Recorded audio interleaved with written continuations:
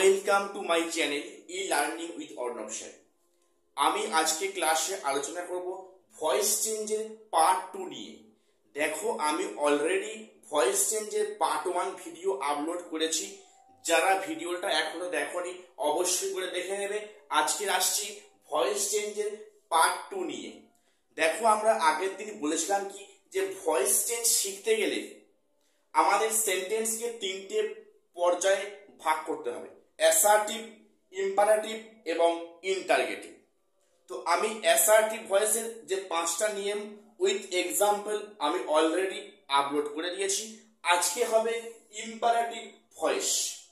একটা কথা বলি, যারা মনে করো বা যারা বলো স্যার ইংলিশ গ্রামার ঠিক বুঝতে পারি না, সব জায়গায় মাথার উপর দিয়ে যায়, আমি বলি তোমরা সঠিক জিনিসটা সঠিকভাবে সহজভাবে শেখো। আমি তোমাদের চ্যালেঞ্জ দিয়ে বলছি, ইংলিশ গ্রামার হেভি সোজা, খুবই সোজা। আমরা যদি সেটাকে সঠিকভাবে সঠিক নিয়মে শিখতে পারি। দেখে নাও, আমরা কি শিখবো? Imperative voice.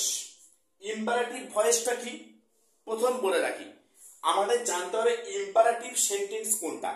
দেখো, যে সেন্টেন্সে কোনো সাবজেক্ট থাকে না, ডিরেক্টলি বাক্যটা ভার্ব দিয়ে আরম্ভ হয়, ভার্ব প্লাস অবজেক্ট বা প্রেডিকেট, তারই নাম হচ্ছে ইম্পারেটিভ সেন্টেন্স। অর্থাৎ যে সেন্টেন্সে শুরুতে সাবজেক্ট থাকে না, একেবারে ডিরেক্টলি ভার্ব দিয়ে শুরু হয়, তার নাম হচ্ছে ইম্পারেটিভ বাক্য। আজকে আমরা শিখব ইম্পারেটিভ বাক্যে কিভাবে ভয়েস চেঞ্জ করতে হয়। দেখো, এই ইম্পারেটিভ ভয়েসটা কিন্তু একটু বেশ মজার জিনিস। কেন? এখানে কিন্তু আমাদের 5টা রুলস আছে। অ্যাসার্টিভ ভয়েস যেমন তোমাদের বলেছিলাম যে 5টা রুলস আছে, এখানে ইম্পারেটিভ ভয়েসও কিন্তু এখানে 5টা রুলস আমাদের মেনটেন করতে হবে। তো এখানে বলে রাখি, এক্ষেত্রে কিন্তু আমরা অনেক সময় 5টা নিয়ম না জানলেও ইম্পারেটিভ ভয়েস পরীক্ষায় করে আসতে পারবো। কেন? আমি তোমাদের আজকে প্রমাণ দেখাবো। প্রথম দেখো, এর মধ্যে বলে রাখি ভয়েস চেঞ্জ কিন্তু বর্তমানে ক্লাস 7 থেকে আপ টু ক্লাস 12 এবং পরবর্তী ক্ষেত্রে কম্পিটিটিভ লেভেলে কিন্তু ভয়েস চেঞ্জ পরীক্ষায় অবশ্যই আসে। প্রথমে রুলস 1 কি বলেছে?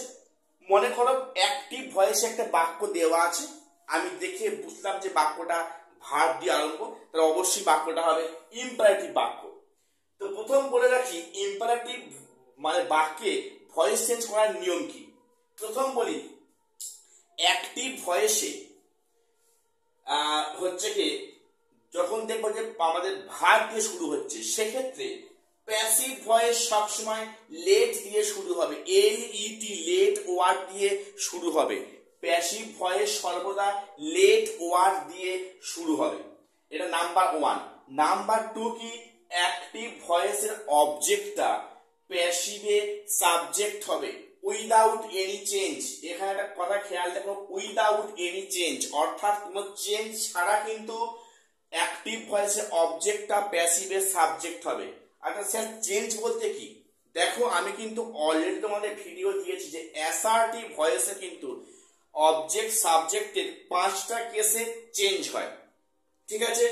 যেমন আই থেকে মি হয়, হি থেকে হিম হয়, সি থেকে হার হয়, উই থেকে আস হয়, দে থেকে দেম হয় ইত্যাদি। এখানে কিন্তু অ্যাক্টিভ ভয়েসের অবজেক্টটা প্যাসিভে সাবজেক্ট হবে, কোনো চেঞ্জ হবে না। নাম্বার 3 কি, এখানে অবজেক্টটা সাবজেক্ট হওয়ার পরে ক্ষেত্রে বিভার্ব সর্বদা বি। এটা খুবই সহজ, বিভার্ব কিন্তু সর্বক্ষেত্রে বি বসবে। এবং এখানে তারপরে কাজ কি, অ্যাক্টিভ ভয়েসের মেন ভার্বের থার্ড ফর্ম করতে হবে। অ্যাক্টিভ ভয়েসের মেন ভার্বের থার্ড ফর্ম করতে হবে। নাম্বার 4, কোনো এক্সট্রা পার্ট থাকলে এখানে বসে যাবে। এই হলো আমাদের ইম্পারেটিভ ভয়েসের এই 5টা বেসিক নিয়ম। আমরা এখন কিছু এক্সাম্পল দিয়ে আমরা নিয়মগুলো শিখে নেব এবং আমি একাধিক তোমাদের এক্সাম্পল দেব। তো আমার যদি ভিডিওগুলো তোমাদের ভালো লাগে অবশ্যই চ্যানেলটিকে সাবস্ক্রাইব করে আমাদের পাশে থাকবে। এবারে আমি তোমাদের কটা উদাহরণ দিই। মনে করো আমি একটা ইম্পারেটিভ বাক্য তোমাদের বলছি, বললাম give me some water, give me some water, আমাকে কিছু জল দাও। দেখো এই বাক্যটা গিভটা হচ্ছে কি মানে ভার্ব, এখানে কোনো সাবজেক্ট নেই, জলটা আমাকে কে দেবে, কারণ নাম উল্লেখ করা নেই। এখানে কি বলছে, গিভ মি সাম ওয়াটার, কিছু জল দাও। বাক্যটা কিন্তু ভার্ব দিয়ে শুরু হচ্ছে, অর্থাৎ বাক্যটা ইম্পারেটিভ বাক্য, দেখে চিনতে পারলাম। এবারে এর ভয়েস চেঞ্জ করো। দেখো এখানে এই গিভটা কিন্তু এখানে মেইন ভার্ব। আচ্ছা গিভ, এটা সরি, এটা গিভ মি হবে, গিভ মি সাম ওয়াটার, আমাকে দাও কিছু জল। এখানে কোনটা অবজেক্ট, সাম ওয়াটারটা। তাহলে এখানে আমাদের উত্তর কি লিখবো, দেখো নিয়ম এক কি বলছে, সব সময় প্যাসিভ ভয়েস শুরু হবে কি দিয়ে, লেট ওয়ার্ড দিয়ে। দেখো এখানে আমি লেট লিখলাম, লেট। এরপরে কি অ্যাক্টিভ ভয়েসে অবজেক্টটা প্যাসিভে সাবজেক্ট হবে, অর্থাৎ এখানে দেখে দাও অবজেক্টটা কি ছিল, some water, let some water, let some water. দেখো এবারে তারপরে কি সর্বদা বিভাগ বসতে be, let some water be, ভার্বের থার্ড ফর্ম করে দাও give, gave, given, let some water be given. কোনটা বাড়তি অংশ আছে, মি। তাহলে দেখো let some water be given me, ঠিক আছে। তাহলে let some water be given me. দেখো আমি এক্ষেত্রে এখানে আমি যদি মনে করি, দেখ এই যে মিটা কিন্তু এখানে অবজেক্ট হতে পারতো, মি যদি অবজেক্ট হতো তাহলে বলতে মানে কোনটা হতো এক্সট্রা পার্ট, সাম ওয়াটার। উত্তর কি দাঁড়াতো, let me be given some water. এটা করলেও ভুল হবে না, কেন এই সেন্টেন্সের মধ্যে দুটো অবজেক্ট দেওয়া আছে, মি একটা, সাম ওয়াটার একটা, তাহলে এখানে নিশ্চয়ই অ্যান্সার দুটো হওয়া উচিত। আমি যেটা করেছি কি, সাম ওয়াটারটা হচ্ছে অবজেক্ট, সেগুলো করেছি। কে যদি ভাবে যে মিটা অবজেক্ট, অবশ্যই হবে, উত্তর কি হবে, let me be given some water, ও কোনো ভুল নাই, ঠিক আছে। আমি তোমাদের আর কিছু উদাহরণ দেবো, দেখে নাও। আচ্ছা পরের উদাহরণ এসো, আমি একটা উদাহরণ দিচ্ছি, দেখে নাও। আমরা শিখবো যে এখানে আমরা কিভাবে নিয়ম না মেনেও করতে পারি। দেখো এখানে বললাম প্লিজ, প্লিজ borrow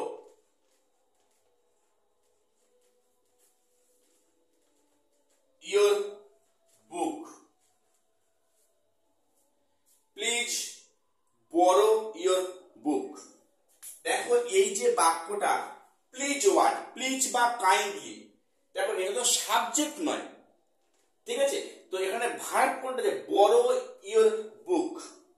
দেখো এখানে অর্থাৎ এই প্লিজ বা কাইন্ডলি এই ওয়ার্ডটা কিন্তু সাবজেক্ট অবশ্যই নয়, তাহলে যেহেতু সাবজেক্ট নয়, বাক্যটা আরম্ভ হচ্ছে যে borrow your book, এটা অবশ্যই না ভার্ব, তাহলে এই বাক্যটা কিন্তু অবশ্যই একটা ইম্পারেটিভ বাক্য, ঠিক তো।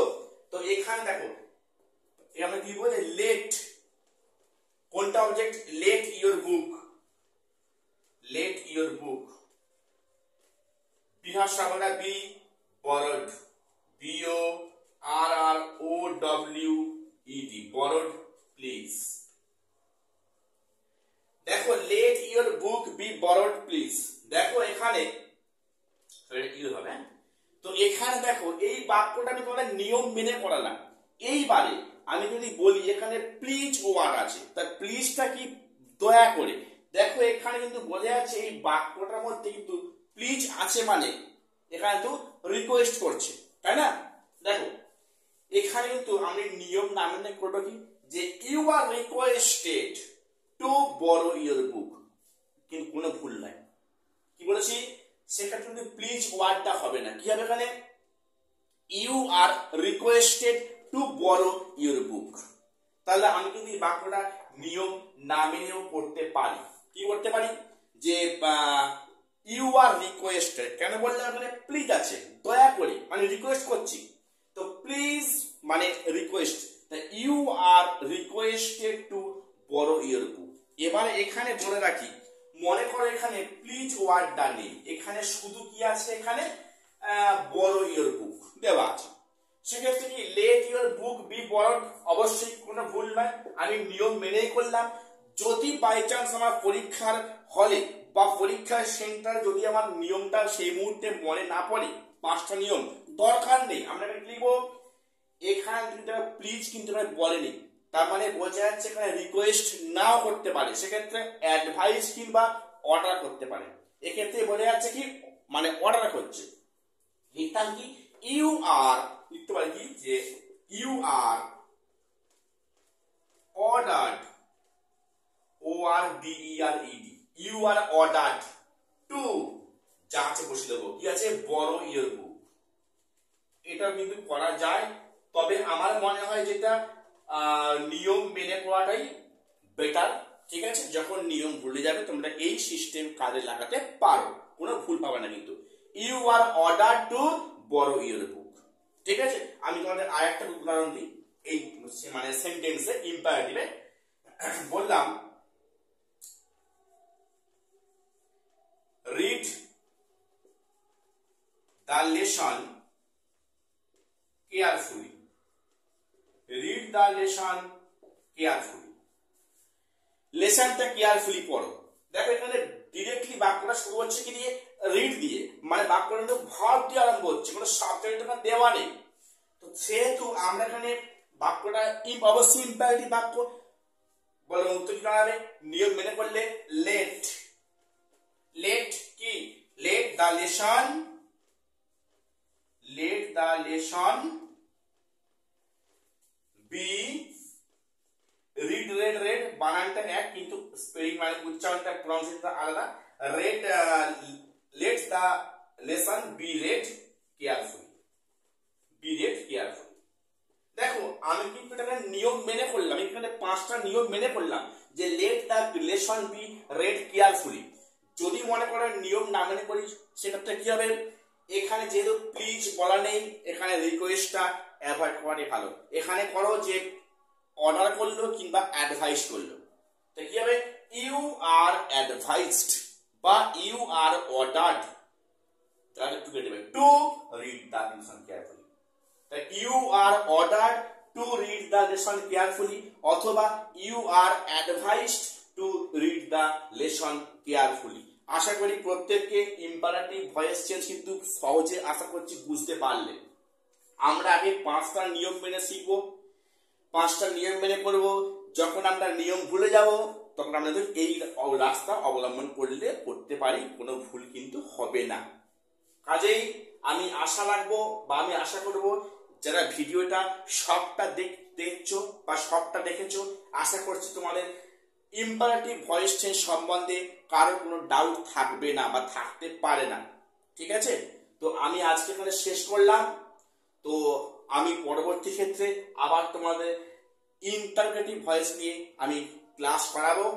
আজ এখানে শেষ করলাম, দেখা হচ্ছে পরে কোনো আপডেট নিয়ে।